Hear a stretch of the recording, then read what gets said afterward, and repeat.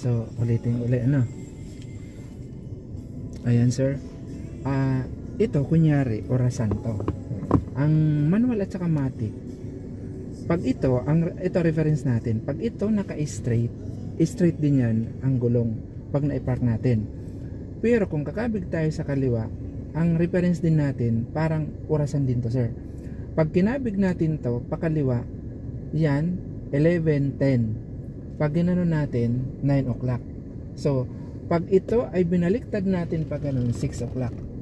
Pero pag binalik natin sa ganito, sir, pag inikot natin, 12 o'clock yan. Sa kaliwa yan. Yan yung reference pag kakabig ka pa kaliwa, kung magpapark ka paatras. Ganon din pag mga paliko ka.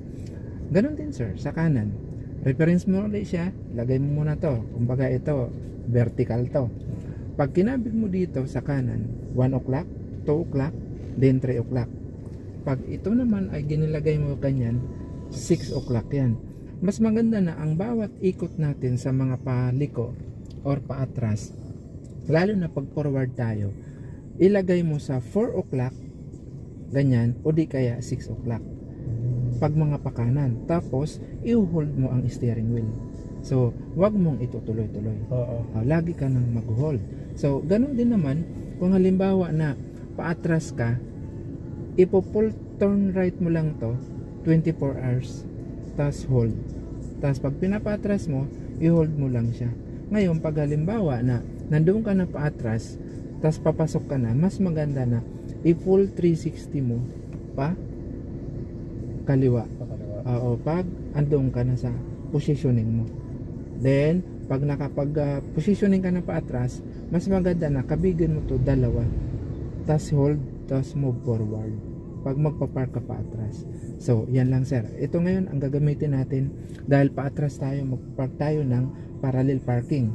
So, sige. I-neutral mo, sir. Okay. Apak sa brake. Then, reverse. Okay. So, ang gagawin natin ngayon, atras tayo ngayon doon. Magpapark tayo. So, patakbuhin mo through biting point lang. Huwag mo siyang patatakbuhin ng mabilis. Okay.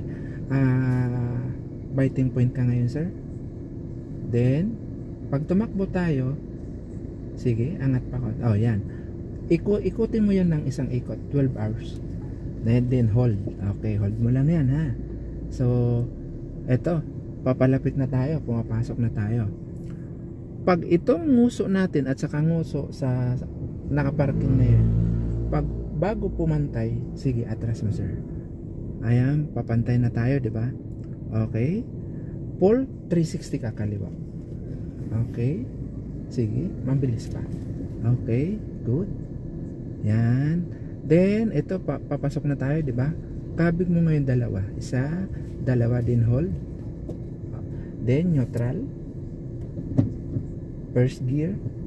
Then, move forward ka ngayon. Kabig ka ng isang ikot, sir. Sige, patakbuhin mo. Sagad na pala. Oo. Then, ibalik mo. Sige, continue. Dalawang ikot. Isa, dalawa. Okay. Then, neutral. Handbrake. Then, bitaw kaliwa. Then, kanan. Para ma-master mo. So, lalabas naman tayo ngayon, sir. Okay. Okay. Ilagay mo ngayon, sir, sa reverse. Reverse. Okay. Ang palatandaan mo, atras tayo ngayon, makita mo yung gulong. So, atras ka ng at least isang kulang-kulang metro. Isang kulang-kulang metro. Sige, atras pa. Okay. So, kita mo na yung gulong. Ayun, kita mo na. Neutral na, sir. Okay, first gear. So, lalabas tayo ngayon. So, ang distance lang natin doon sa nakauna natin na sasakyan ay halos isa't kalahating metro. So, patakboy mo dahan-dahan ang sasakyan, sir. Then, kabig ka ng dalawang ikot kaliwa. Okay. Sige, biting point. Okay, kabig dalawa. Then, hold. Okay. Continue. Sige, patakboy mo, sir. Then, kabig pa. Isa pa. Then, continue tayo. Balik ka kaliwa, sir.